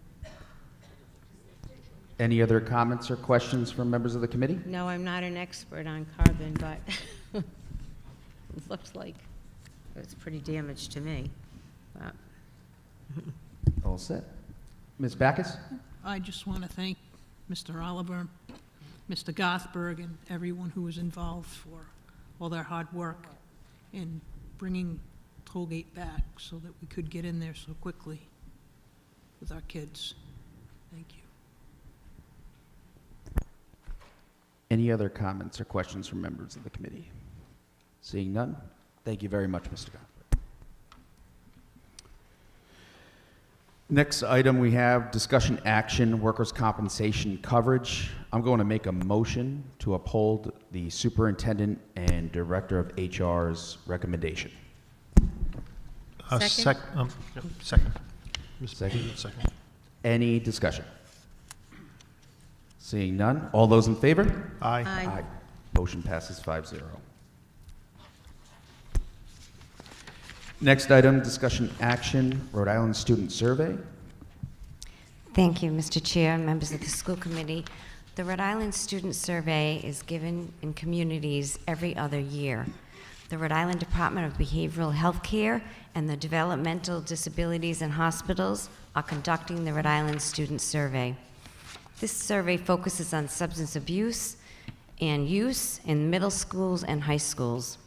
The data from this survey helps identify prevention priorities in communities and develop and implement strategies to prevent the misuse of substances and promote mental health and well-being among youth and adults.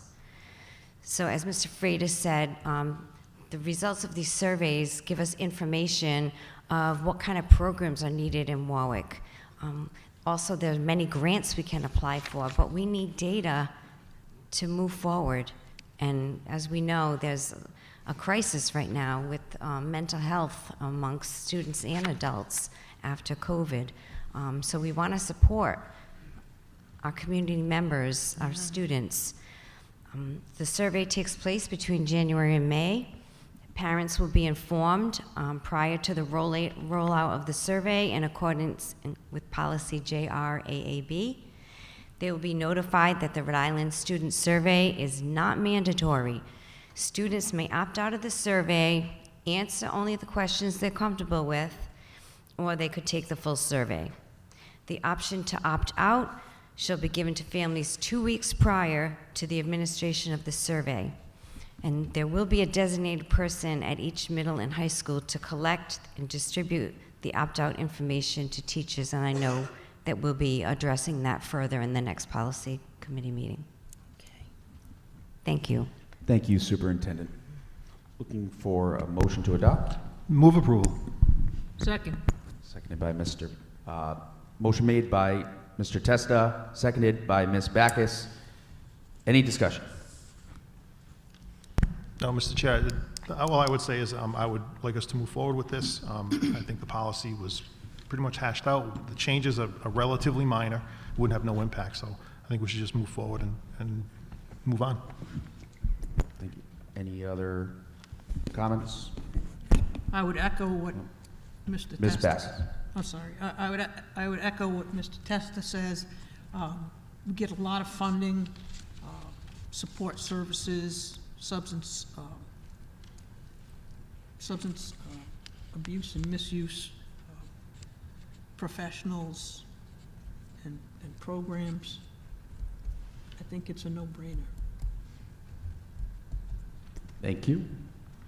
Ms. Kirby-Chapman, did you I have? just wanted to say thank you, Ms. Danberg, for making that announcement that it is voluntary. Parents can opt out if you're not comfortable. Thank you. Thank you.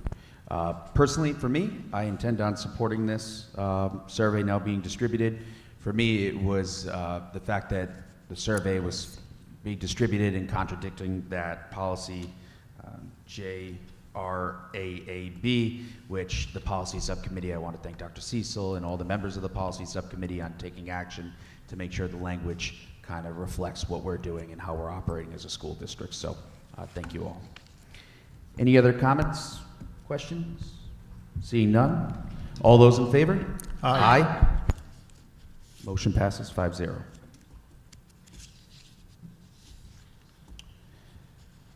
Next item, discussion action, Governor's Funding Formula Resolution. In February, myself and Mr. Testa attended the Rhode Island Association of School Committee Chairs Dinner, where it was discussed with individuals from other school districts how the changes in the governor's funding formula would impact our school district and other school districts. All of these school districts decided together to draft one resolution template, and at this time, 3-4 districts have already, their school committees have gone through. So this evening I'm asking that the school committee consider passing this resolution, assuming that Mr. Bowl completes his financial analysis and that it is in fact beneficial for us to proceed with sending this resolution on to the state legislature. So I'd be looking for a motion to approve the governor's funding. Second. Motion made by Ms. Backus, seconded by Mr. Testa. Any comments, discussion? Mr. Chair, if I may, I think this just addresses some, what some consider glaring issues with the funding formula with respect to overall state aid, with the funding of high-cost special ed, and with MLL learners. So this was a consensus of all the school committee members of the Association of School Committees, and I think we have to keep pressure on the General Assembly to properly fund schools. It's easy to say, well, we give X amount of dollars to schools. That's all fine and dandy.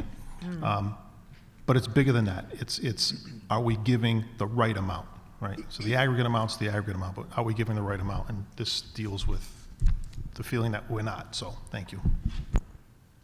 Thank you. Any other comments? Seeing none, all those in favor? Aye. Aye. Motion passes 5-0. Next item, discussion action, approval, discussion action, request for a one-to-one teacher assistant. Ms. Barber.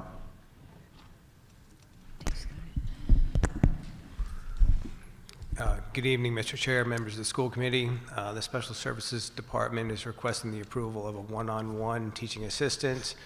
This is not a budgeted position, but is necessary to meet the obligations of a new student to Warwick's IEP. Move approval. Second. Motion made by Mr. Testa, seconded by Ms. Backus. Any discussion, comments? Seeing none, all those in favor? Aye. Motion passes. Discussion action, approval of memorandum of agreement between Warwick School District and New England Institute of Technology. Mr. McCaffrey. Mr. Chair, members of the school committee, in your package you'll find a memorandum of understanding between New England Institute of Technology and Warwick Schools to establish an early college program. The intent of the program is to allow seniors to take college courses simultaneously while they're receiving their high school diploma during their senior year. It's similar to the program that we currently have with the Community College of Rhode Island, and I recommend your passage on this item. Move approval. Second. Motion made by Mr. Testa, seconded by Ms. Backus. Any discussion? Seeing none, all those in favor? Aye. Motion passes 5-0. Thank you. Discussion action, contract award, Wally Computer. Mr. McCaffrey. Once again, in your package, you'll find a quote from Wally for virtual CAD licensing for our high schools to operate the CAD classes. I recommend passage. Move approval. Second. Motion made by Ms. Backus, seconded by Ms. Hazelwood. Any discussion? Seeing none, all those in favor? Aye. Motion passes. Discussion action, contract award, Cheryl Cotter, RCM, Educational Consulting. Mr. Heatherton. Good evening. The grant department is requesting the school committee's approval for professional development services for conscious discipline, which falls under the work around social emotional learning. This service will include consultation, coaching, reports, and materials as needed. Cheryl has worked with Oakland Beach teachers for several years now. This activity is RIDE approved and is fully funded through Title I. I ask for your approval. Sorry. Who? Go ahead. Move approval. Motion made by Ms. Backus, Second. seconded by Ms. Hazelwood. Any discussion? Seeing none, all those in favor? Aye. Motion passes 5-0. Discussion action, contract award, Relco Barnes. Mr. Oliver. Not Good Mr. evening. Oliver. We are Thank you. request. It's done. Good evening. We are requesting approval of Relco Barns for 3 sheds that we need at Norwood, Sherman, and Holloman. They'll be 10 by 10 with 5-foot doors and a ramp. It is a budgeted expense. If you have any further questions, I'm happy to answer them.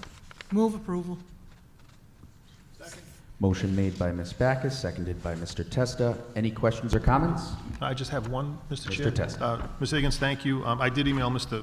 Oliver, because when I read the spec, it said it was, they contain smart tech siding, so I thought it was one of those engineered products that are rot resistant and all that, and he said yes, so they're not going to rot in another few years, so thank you. Any other comments? Seeing none, all those in favor? Aye. Motion passes 5-0. Discussion action, contract award, Wally Computer. We are requesting approval of contract for Wally Computers. It's for 4 new computers. Our computers are approximately 8 years old and very outdated. It is a budgeted expense. Move approval. Second. Motion made by Ms. Backus, seconded by Ms. Hazelwood. Any questions or comments? Seeing none, all those in favor? Aye. Motion passes. Discussion action, contract award, New England Specialty Soils. We are requesting approval of the contract for New England Specialty Soil. This is for the Stadium Red infield mix for softball and baseball fields at Pilgrim and Betts. It is a budgeted item. Move approval. Second. Motion made by Ms. Backus, seconded by Ms. Hazelwood. Any comments, questions? Seeing none, all those in favor? Aye. Aye. Thank you. Passes. Next item, discussion action, contract award, Apogee. Dr. Taylor. Thank you, Mr. Chair, members of the school committee. We have before you the annual renewal of Apogee.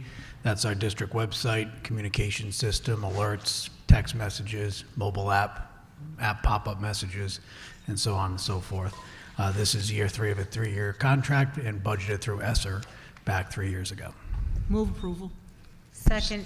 Motion made by Ms. Backus, seconded by Ms. Hazelwood. Any questions? Seeing none, all those in favor? Aye. Motion passes. And this is the Discussion action, change order, WB Mason. Dr. Taylor. Thank you, Mr. Chair. This item is just to shift some funding towards the open PO for supplies and paper at the Ed Tech Center, just out of another Ed Tech Center budget. Move approval. Second. Motion made by Ms. Backus, seconded by Ms. Hazelwood. Any comments or questions? Seeing none, all those in favor? Aye. Motion passes. Thank you. Next item is discussion action, school committee calendar, budget hearings. This is relative to the school committee and the addition of budget hearing number 1 being added to our calendar for April the 23rd and budget hearing number 2 held 7 calendar days later on April 30th. Move approval. Second. Motion made by Mr. Testa, seconded by Ms. Hazelwood. Any discussion? Ms. Backus. Why are you waiting till the 30th for the second? This calendar, or these suggestions were made by the Finance Subcommittee. We beat up a couple options. Mr. Bowles had concerns with one of the options. Then we discussed a second option, and this is kind of a hybrid of the two. Any other comments? So this is a recommendation from the Finance Subcommittee to full committee. Any other comments? Seeing none, all those in favor? Aye. Motion carries 5-0. And lastly, discussion action, calendar approval of Warwick Public Schools District Calendar 2024 to 2025. Ms. Dambrook. Yes, Mr. Chair, members of the school committee, you have a revised version of the 24-25 district calendar. Some major differences are that teachers and students will be starting before Labor Day. A PD day was changed from May 1st to March 20th, and the last day of school is June 17th as opposed to June 20th, and we still did get to keep the day before Thanksgiving. So I ask your approval of this revised calendar. Second. Motion made by Ms. Backus, seconded by Ms. Hazelwood. Any comments? Questions? Seeing none? I do Oh, have one Ms. thing Hazelwood. to say. I just want to thank the superintendent for being extremely flexible with the different things that we brought before you, and you were very willing to work with all the suggestions. I just want to thank you for that. Thank you. Any other comments? Seeing none, all those in favor? Aye. Motion passes 5-0. We are now on to public comment. Individual comments will be respectfully limited to 3 minutes per person, with public comment not to exceed 45 minutes. Though the content of comments will not be restricted, it is the hope of this committee that citizens, committee members, and the administration alike will be respectful of each other's right to speak, tolerant of different points of view, and mindful of everyone's time. This public comment period is for general comments or concerns. Speakers are asked to state their name for the record.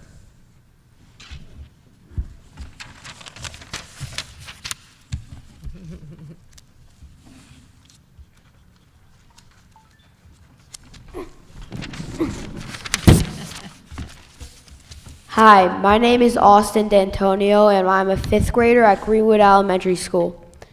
I'm also the president of my class, and I take my responsibilities very seriously.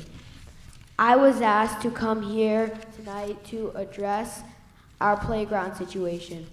Our playground has been closed the entire school year. Some of the equipment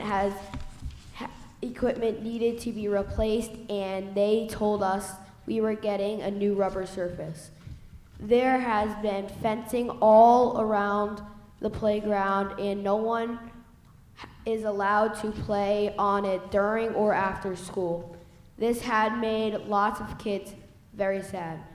As a 5th grader, this is my last year at Greenwood Elementary School.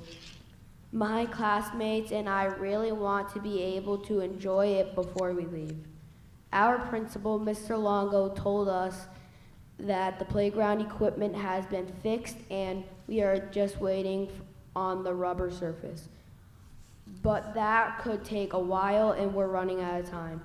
I stand here before you to encourage you to give us our playground back. if the rubber surface isn't ready to put in by this month, please take it down, the fencing, so we could at least enjoy our playground. Thank you for taking the time to listen to me tonight. Austin, typically, we're not allowed to respond, but that good gentleman right behind you there, he's the man that might be able to help you out. So I'm going to connect you with him because he can respond. I can't. So. Nicely done. Any other public comments? Real quick, Joe D'Antonio, proud dad of that kid right there. Real quick, when we were talking about the 365 program, we were really driving home that the data that you guys collected was very important based on surveys. So I just wanted to kind of piggyback that. The data is very important for the mental health stuff, so let's just continue to really keep an eye on that because it's an important issue going on. Thank you very much for your time.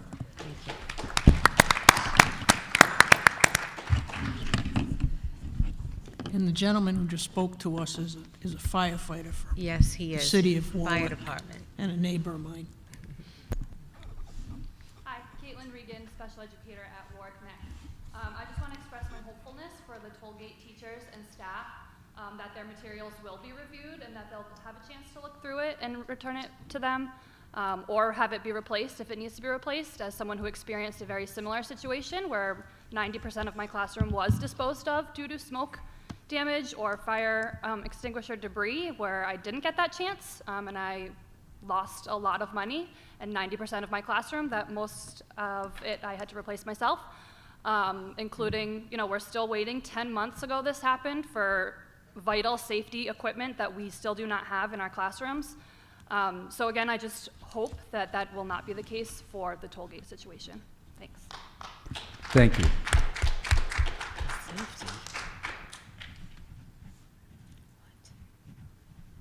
I'm disappointed to hear that Caitlin is still waiting for reimbursement for personal materials.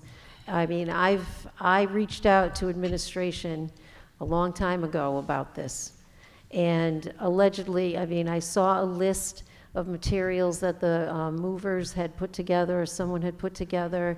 And I know Caitlin reviewed that list and put together her own list. And so I'm rather upset to hear that she is still out, personal funding that she put together for that room to begin with, and that she's had to go out and again use her own money to put materials together.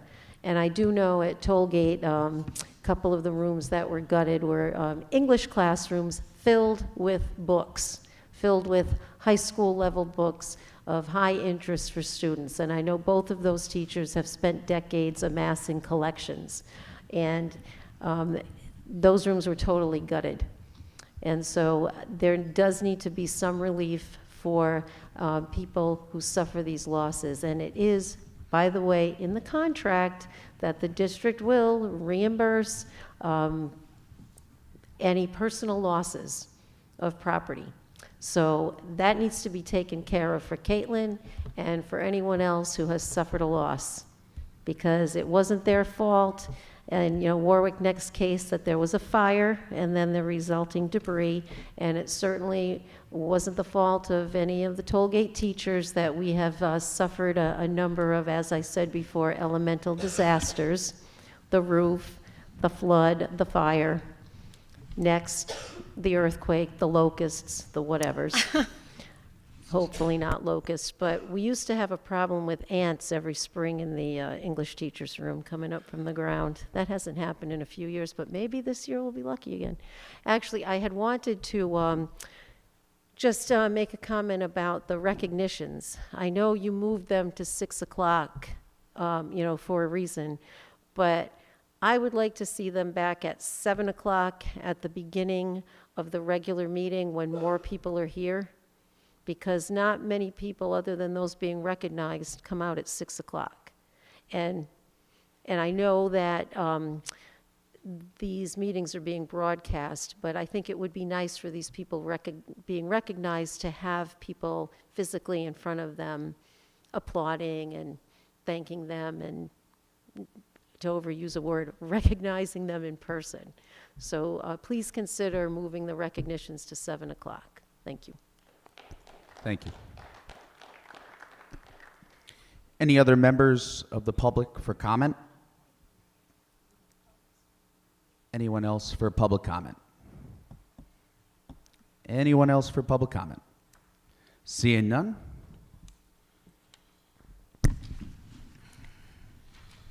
Future meetings. The Warwick Special Education Advisory Committee will be meeting on March 27, 2024 at 6 p.m.